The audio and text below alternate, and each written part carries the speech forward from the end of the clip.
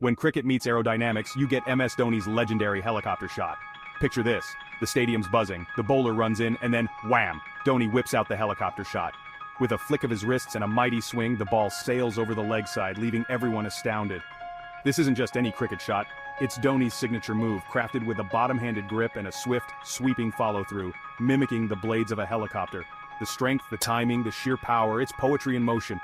Remember the 2011 World Cup semi-final against Pakistan? Or the 2013 Champions Trophy final versus Sri Lanka? Those games were clinched with Dhoni at the helm, his helicopter shot dispatching balls to the boundary like missiles. It's more than just a shot, it's a statement. A blend of technique and brute force that has redefined modern cricket, earning Dhoni accolades and turning him into a legend.